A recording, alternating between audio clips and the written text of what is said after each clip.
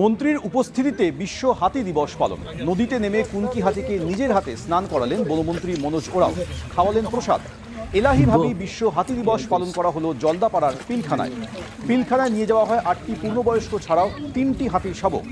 সেখানে গণেশ পূজা দেন বনমন্ত্রী সহ অন্যান্য আধিকারিকরা।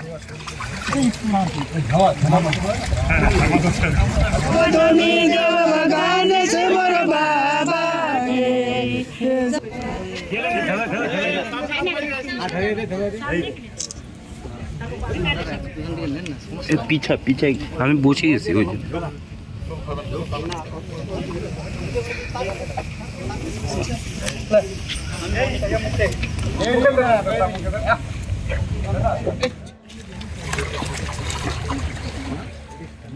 ওয়ার্ড সংখ্যা বাড়ানোর জন্য ডিলিমিটেশনের প্রস্তাব আনা হয়েছে। এরপর ওয়ার্ডের সীমানা, ভোটার সংখ্যা নির্ধারণ করা হবে। এ নিয়ে রাজ্য নির্বাচন কমিশনকে 2টি সর্বদলীয় বৈঠক ডাকতে হবে, বিধানসভার বিশেষ অধিবেশনে বলেছেন মুখ্যমন্ত্রী। আজকে এই যে 209টা আনার যে প্রস্তাব মাননীয় মন্ত্রী এনেছেন, এটা ওয়ার্ড সংখ্যা বাড়ানোর জন্য। এরপরে যে প্রক্রিয়াগুলো হবে সেটা হচ্ছে ওয়ার্ডের বাউন্ডারি, ওয়ার্ডের ভোটার সংখ্যা, জনসংখ্যা ইত্যাদি নির্ধারণ করবে স্টেট ইলেকশন কমিশন। এই দায়িত্বটা দেবে আমাদের ল্যান্ড ডিপার্টমেন্ট এবং যারা কলকাতা জেলার প্রশাসনের দায়িত্ব রয়েছেন। তারপরে তার একটা ড্রাফট নোটিফিকেশন হবে। সেই ড্রাফট নোটিফিকেশনে ন্যূনতম 7 দিন, 15 দিনও দেওয়া যেতে পারে, মানে দেওয়া হয় আর কি, practices, claim and objection from the common people,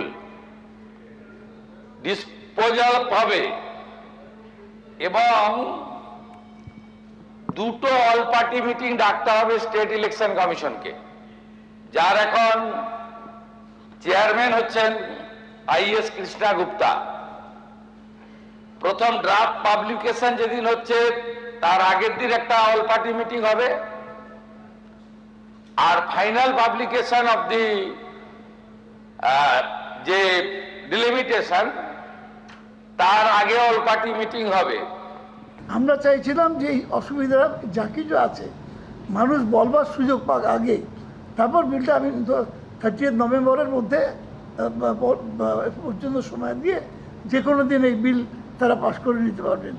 কিন্তু সেই সুযোগটা মানুষকে দেওয়া হলো না। সব সিদ্ধান্ত গ্রহণের পর মানুষের ওপিনিয়নের কি মূল্য থাকবে আমি মনে করছি না।